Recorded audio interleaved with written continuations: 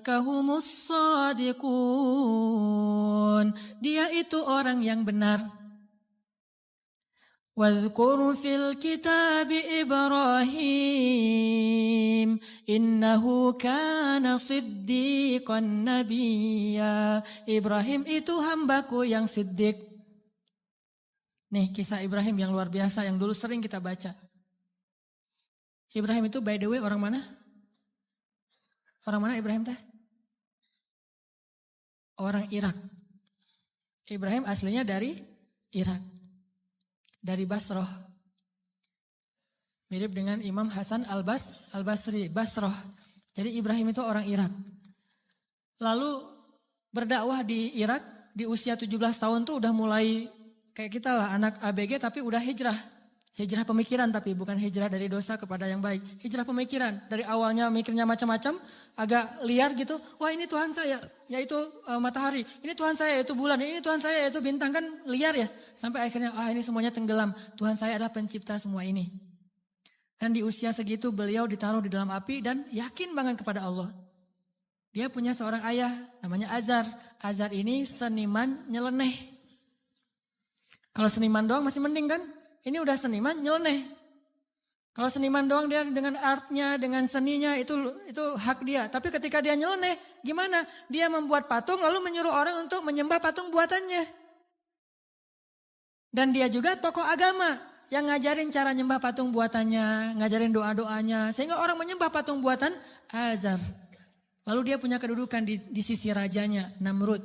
Sehingga ketika anaknya berdakwah di sana, kedudukan Azar ini terancam, akhirnya dia diusir. Ibrahim diusir dari Irak, disuruh pergi atau dibunuh. Akhirnya berangkatlah Ibrahim bersama 2 orang. Satu istrinya yang terkenal sangat cantik. Sampai para ulama mengatakan, belum pernah Allah menurunkan seorang wanita cantik di muka bumi secantik Sarah. Itu perempuan paling cantik yang pernah ada di muka bumi. Kalau yang paling sempurna, Asia, Maryam, Khadijah, Fatimah. Tapi kalau yang cantiknya kayak Nabi Yusuf, itu Sarah tuh. Kalau laki-laki ganteng, Yusuf. Kalau perempuan cantik itu Sarah. Simbol kecantikan perempuan di muka bumi. Bukan siapa yang di Mesir teh? Cleopatra.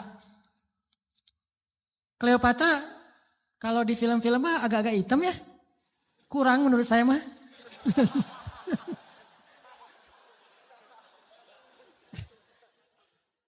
Kalau Sarah itu benar-benar cantik tuh. Simbol kecantikan wanita di muka bumi. Nanti kalau punya anak jangan lupa kasih nama Sarah. Sarah. Nah, ditemani oleh Sarah istri tercantik. Dan seorang murid yang kelak juga jadi nabi namanya Lut alaihissalam. Lut masih muda, masih ABG, baru belajar kepada Ibrahim. Jalan nih bertiga dari Irak menuju ke Palestina. Di tengah jalan lewat Mesir, Raja Mesir jatuh cinta kepada Sarah, namanya juga cewek cantik. Untung gak ada adegan ngiris tangan kayak Yusuf ya. Ngelihat Sarah, wah gitu. Enggak, karena dia bukan nabi. Tapi cantik banget, sampai raja aja yang di Mesir banyak cewek cantik. Tapi masih jatuh cinta kepada Sarah, saking cantiknya Sarah. Begitu tahu Sarah adalah istrinya Ibrahim, akhirnya raja jadi segan, gak berani. Soalnya Ibrahim terkenal dengan kebijaksanaannya, kearifannya, ilmu yang luas. Sehingga lama-lama malah rajanya merasa takjub kepada Ibrahim. Karena tahu ilmu Ibrahim yang sangat banyak, ini menurut sebagian riwayat. Ini riwayat yang terakhir saya baca ternyata yang paling kuat. Akhirnya raja ini menitipkan salah satu putrinya kepada Ibrahim yang kita kenal dengan nama Hajar. Ternyata Hajar itu menurut sebagian ulama, ini penelitian terakhir, bukan budak Mesir. Hajar itu putri raja. Raja ini punya puluhan anak dari banyak istri karena mereka tidak ada syariat, tidak ada 1, 2, 3, masna wa thulatha wa ruba. Adanya asyarah, isyrun, salasun, 10, 20, 30. Istrinya banyak gitu. Sehingga anaknya ratusan. Salah satu di antara anaknya yang perempuan, putrinya namanya Hajar. Dan Hajar ini putri kesayangan Raja Mesir. Dititipin kepada Ibrahim untuk jadi apa? Nyantri di rumah Ibrahim, belajar kebijaksanaan dari Ibrahim. Dititipin nih. Hajar juga cantik. Tapi tetap Sarah paling cantik. Berangkat ke Palestina, bertiga sekarang, berempat. Ibrahim, Hajar, Sarah, Hajar dan Lut. Sampai di Palestina sekian tahun, Ibrahim gak dikaruniai anak dari Sarah. Akhirnya Sarah karena merasa tidak tega kepada suaminya dan suaminya sangat menginginkan anak laki-laki untuk meneruskan dakwahnya, Sarah nawarin kepada Ibrahim, Kang Ibra, wes. Kang Ibrahimovic kalau orang ini ya, kalau bola teh. Kang Ibra, apa Neng? Ini Akang serius mau punya anak? Ya serius satu Neng, siapa juga yang gak mau punya anak? Ini mah kalau disundakan. Gimana kalau Akang nikah lagi? Tuh Neng jangan bercanda tuh Neng, gitu. Malu-malu gitu ya. Jangan bercanda, udah gak usah ngomong yang gitu-gitu, gak lucu. Ini emang gak lucu kan, serius. Sambil menitikan air mata ya. Enggak. Terus maksudnya gimana? Gimana kalau dengan Hajar?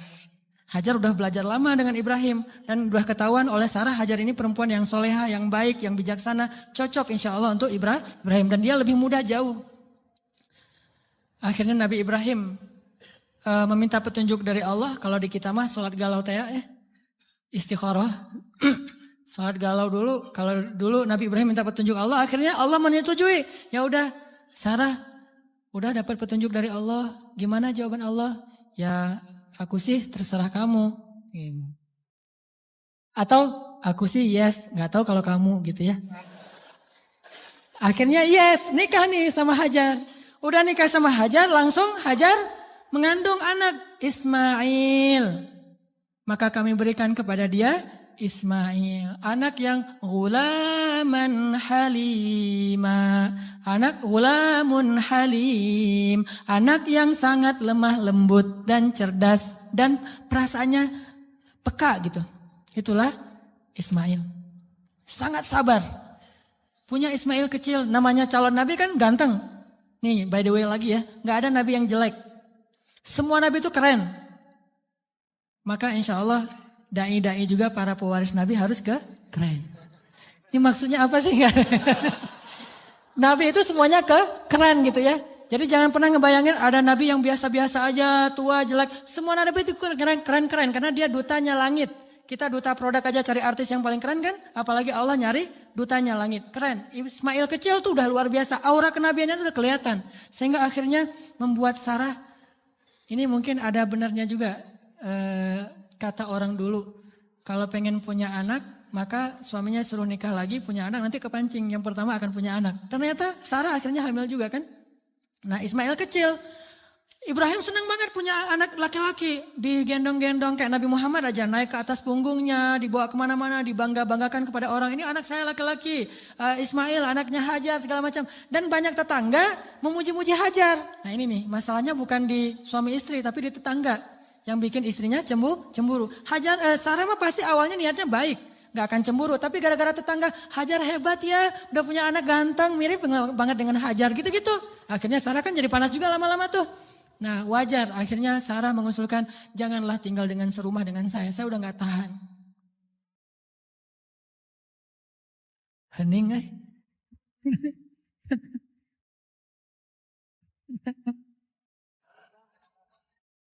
Deg-degan dengan kayak gini. Kayak film horor.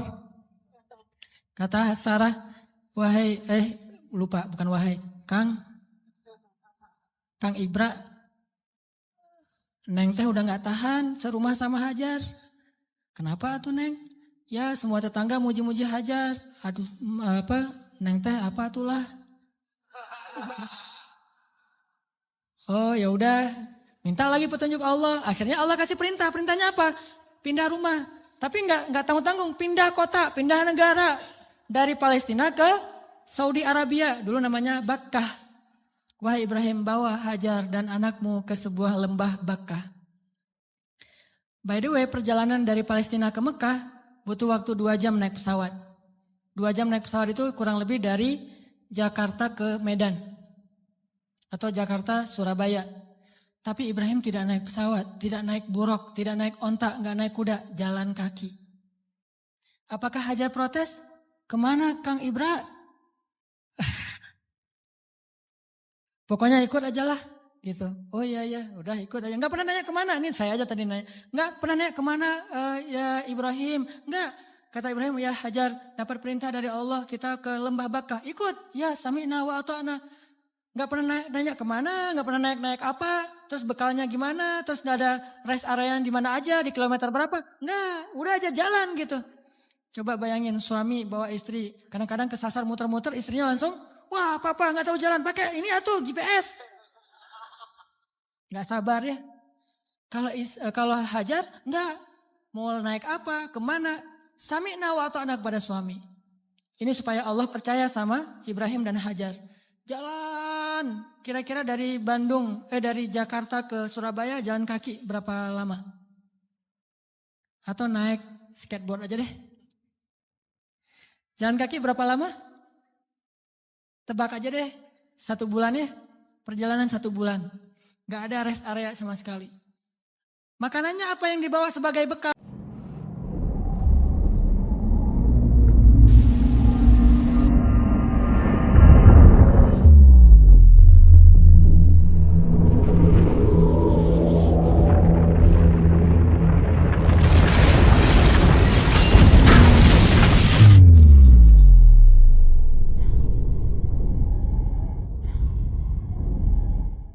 Roti keras yang kalau dimakan itu harus direndam dulu dengan air. Saking kerasnya roti supaya awet gitu. Jadi kalau udah sampai di oasis kecil, Nabi Ibrahim turun duduk bersama istrinya, bersama bayinya, rendam roti dulu sambil ngobrol-ngobrol. Wah, padang pasir. Ya iyalah, apalagi gitu. Direndam nih roti sampai akhirnya rotinya udah agak lembut, makan. Hajar ngasih ke anaknya. Udah gitu jalan lagi, sebulan bayangin. Gak pernah nanya, kemana sih Ibrahim? Ini nyasar kemana sih kita? Gak bawa peta gitu? Enggak sama sekali, jalan aja. Sami'na wa ata'na. Begitu sampai di sebuah lembah. Yang kata Allah, biwadin ghairi dhi zar'in inda baitikal muharram. Di sebuah lembah yang tidak ada pohon apapun. Pohon yang di tempat lain di padang pasir aja tumbuh, ini gak tumbuh sama sekali, saking tandusnya. Udah sampai di lembah itu. Kemudian Ibrahim mengatakan, disinilah tempat kita. Ini rumah kedua kita. Hajar nggak pernah banding-bandingin. Oh, rumah Sarah enak tuh di Palestina. Kok saya ditaruh di sini? Enggak. Udah, oh iya, tinggal di sini teman Ismail. Dan nggak ngomong-ngomong juga, ini gara-gara Hajar, gara-gara Sarah nih. Nggak nyalahin Sarah, nggak nyalahin Ibrahim. Sami'na wa ata'na. Buktikan itu, biar Allah percaya sama kita. Kalau Allah percaya, Allah nggak akan ngecewain kita. Sami'na wa ata'na. Ya Ibrahim, ya. Tinggal di situ aja. Baru 3 hari tinggal di situ, akhirnya Ibrahim mengatakan di satu pagi, ya Hajar, aku harus kembali ke Palestina. Baru di situ Hajar tanya, setelah sebulan gak nanya apapun, taat aja. Baru ketika mau ditinggal di lembah yang gak ada air sama sekali, cuma ada air di dalam tempat dari kulit yang mereka punya dan itu hanya bertahan 1 hari lagi. Tiba-tiba Ibrahim bilang mau pergi ke Palestina lagi, baru di situ Hajar bertanya dengan lembut sekali. Ya Ibrahim, kenapa kamu meninggalkan kami di sini? Nanyanya gitu. Mendengar pertanyaan ini Ibrahim gak tega dan langsung pergi. Gak menjawab, gak ngelihat, pergi aja. Melihat suaminya pergi, anaknya lagi digendong. Ibrahim Hajar gak pernah mengatakan kamu tega sama saya. Kalau kamu tega sama saya minimal jangan tega dong sama bayi saya. Sinetron banget ya. Ini sama bayi saya nih, bayi kita Ibrahim. Ini hasil cinta kita berdua gitu kan. Enggak sama sekali, enggak baper lah. Iman tuh mengalahkan baper. Ya Ibrahim, kenapa engkau tinggalkan kami di sini? Cuma sesingkat itu pertanyaannya, lembut lah gitu. Dan enggak marah-marah. Pokoknya kalau kamu pergi, jangan balik lagi. Enggak gitu. Ibrahim enggak tega, akhirnya Ibrahim jalan aja. Begitu agak jauh Ibrahim jalan, baru Sarah nanya dengan pertanyaan yang benar. Allahu amaraka bihadza? Apakah Allah yang menyuruhmu begini? Allah, jadi kalau A-nya panjang itu artinya apakah Allah? Kalau Allahnya pendek berarti Allah aja. Jadi kalau kita azan jangan Allahu Akbar, Allahu Akbar. Apakah Allah Maha Besar? Itu salah ya. Makanya A-nya jangan kepanjangan, kecuali bertanya. Allah, A itu apakah? Makanya Hajar bilang, Allahu amaraka bihadza? Apakah Allah yang menyuruhmu begini ya Ibrahim? Baru Ibrahim berhenti dan mengatakan, ya. Ini setelahnya kalimatnya powerful banget. Apa kata Hajar? Idzan la yudayyi'anallah. Kalau gitu pergilah wahai suamiku. Allah gak akan mengecewakan kami. Coba. Baru Allah percaya sama Hajar. Kalau gitu pergilah suamiku. Allah gak akan mengecewakan kami. Jadi kita, Mah, Papa pergi dulu ya. Papa baru datang pergi lagi. Gak usah dijawab. Langsung aja nyalain kendaraan. Nanti istri akan nanya, Pak, Allah yang nyuruh Papa pergi. Gitu. Baru dijawab. Kalau dia nggak nanya gitu, berarti pertanyaannya salah. Jadi jangan dijawab. Udah jangan nyalain kendaraan deh. Pakai helm. Gereng. Ujung-ujungnya baru nanti dia SMS. Pak, kemana Pak? Allah yang nyuruh Papa pergi ya. Baru kita bilang, benar Mah, Allah yang nyuruh. Yaitu untuk ta'lim. Kan Allah yang nyuruh kan? Ta'lim. Oh kalau gitu pergilah Pak. Selama-lamanya.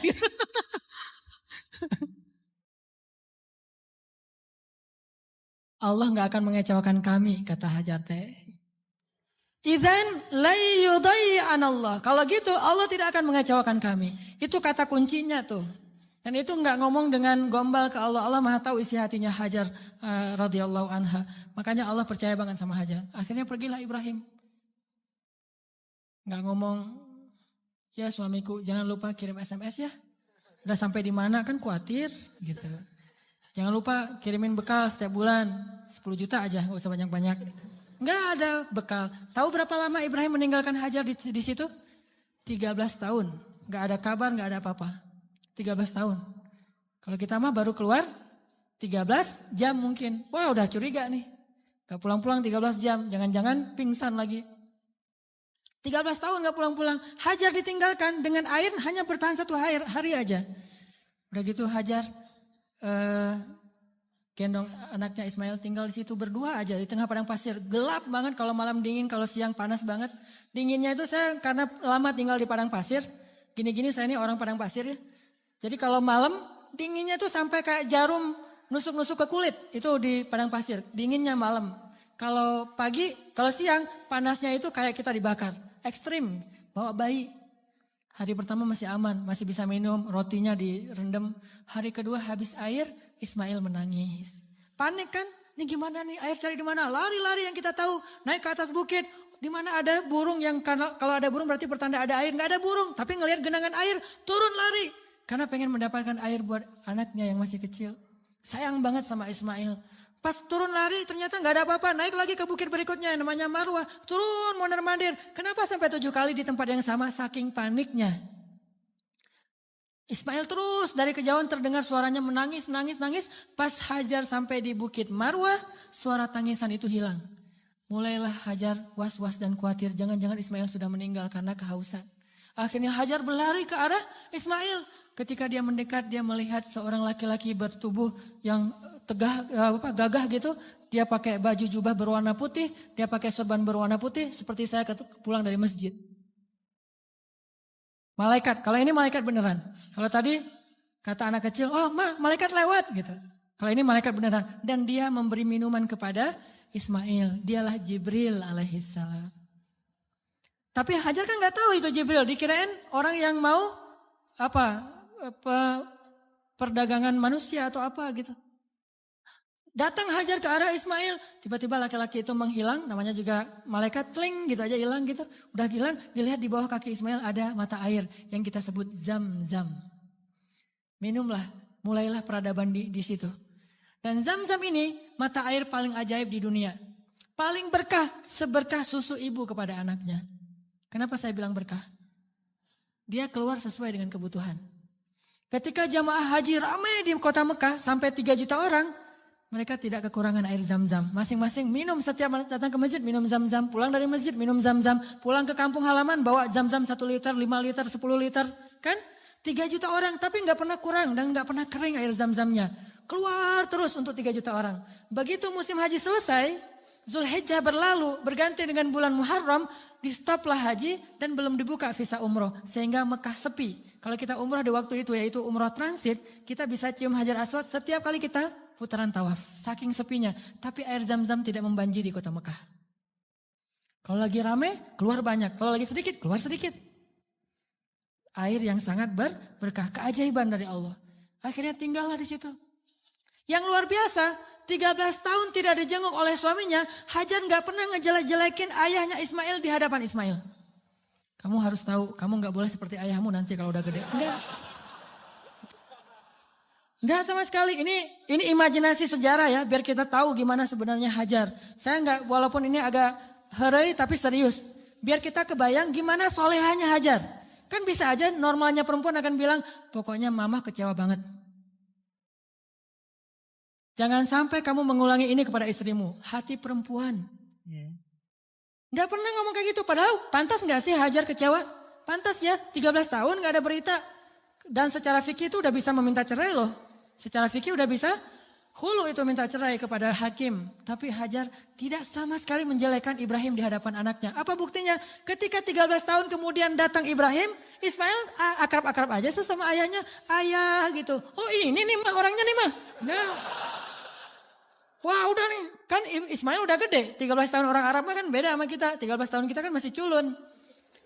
13 tahunnya orang Arab itu udah memimpin pasukan seperti Usamah bin Zaid, cucunya Rasulullah, cucu angkat. Udah memimpin pasukan tuh 13 tahun usianya. Jadi udah gagah. Dan bahasa Allah itu ketika Ismail sudah berusia sebaya, artinya udah gagah gitu. Coba, Ibrahim waktu itu usianya berapa? 101 tahun. Ketemu kakek-kakek 101 tahun. Mah, yang mana orangnya? Ini. Kan bisa aja kan? Enggak. Mah, siapa itu? Itulah ayahmu Ibrahim, wahai Ismail. Ayah, langsung datang, cium tangannya. Ayah, gitu. Enggak ada seuson sama sekali. Itu hasil pendidikan Hajar yang luar biasa loh kepada anaknya. Dan bukti yang lebih berat lagi, 3 hari kemudian, Ibrahim mimpi menyembelih anaknya. Dan tahukah kita apa jawaban anak itu? Wahai ayahku tersayang. Bahasanya, ya abati. Bukan, ya terserah ayah deh. 13 tahun ditinggalin, sekarang mau nyembelih lagi. Ini bukan hasil pendidikan Ibrahim nih.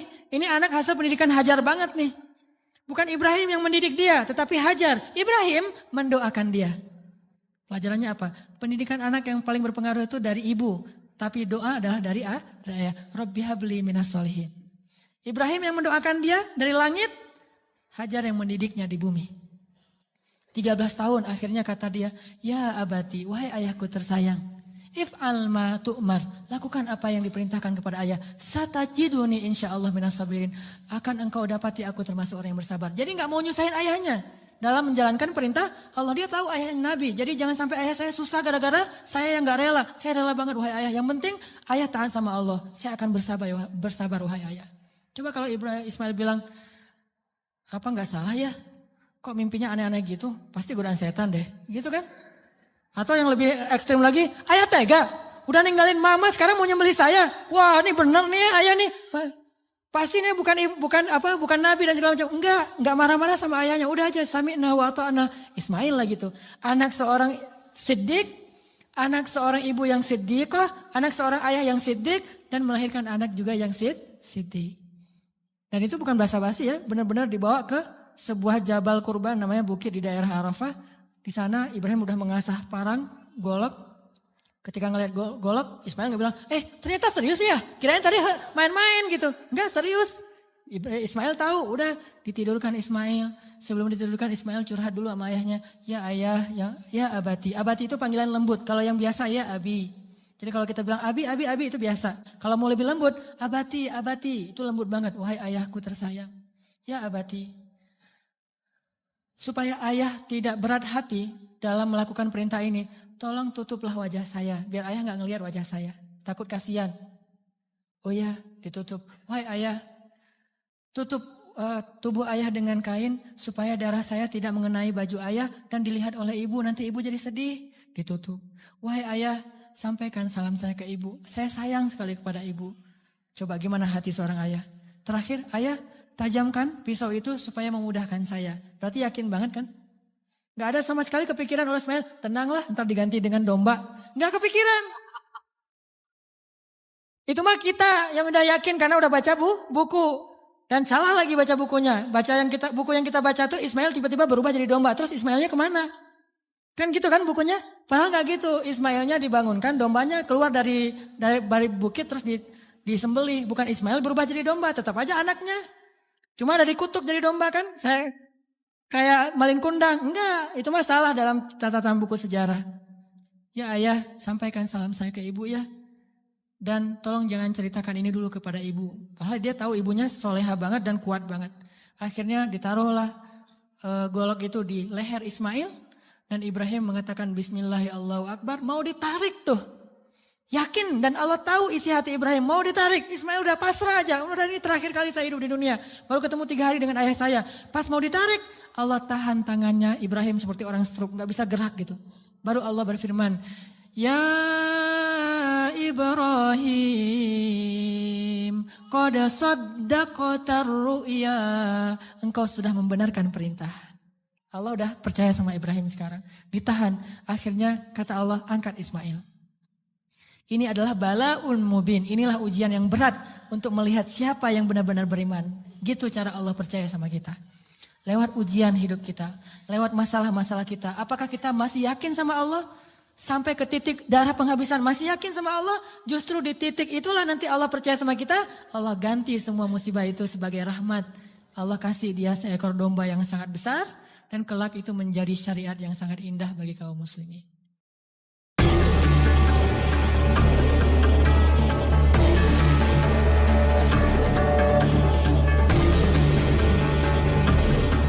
Ceramah Ustadz Hanan Attaqi ini menggambarkan perjalanan hidup Nabi Ibrahim yang dimulai dari masa mudanya di Irak. Di usia 17 tahun, Ibrahim sudah berani berdakwah dan melawan keyakinan ayahnya, Azar, yang membuat patung-patung untuk disembah. Keberanian Ibrahim diuji saat ia dilempar ke dalam api, namun tetap yakin kepada Allah.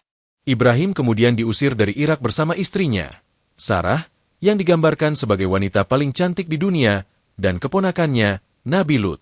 Mereka memulai perjalanan menuju Palestina, lalu Mesir, di mana Ibrahim menunjukkan kebijaksanaan yang membuat Raja Mesir kagum. Dalam perjalanan itu, Hajar, seorang putri raja, bergabung dengan keluarga mereka. Di Palestina, Ibrahim menikah dengan Hajar atas usulan Sarah, karena Sarah merasa dirinya belum dikaruniai anak. Dari pernikahan ini, lahirlah Nabi Ismail, seorang anak yang lemah lembut dan cerdas. Namun, dinamika rumah tangga memunculkan konflik kecil yang akhirnya membawa Ibrahim, Hajar, dan Ismail pindah ke lembah Tandus Bakah, Makkah, atas perintah Allah. Di tempat yang sangat gersang ini, Hajar menunjukkan keimanan yang luar biasa ketika ditinggalkan Ibrahim untuk kembali ke Palestina. Hajar dengan sabar mencari air untuk bayinya, hingga akhirnya muncul mata air Zam-Zam yang menjadi sumber kehidupan di lembah itu. Mata air Zam-Zam menjadi simbol keberkahan yang terus mengalir hingga kini, mencukupi kebutuhan jutaan jemaah setiap musim haji. Cerita ini menunjukkan keteguhan iman Nabi Ibrahim dan keluarganya, terutama Hajar, yang menjadi teladan dalam ketaatan kepada Allah.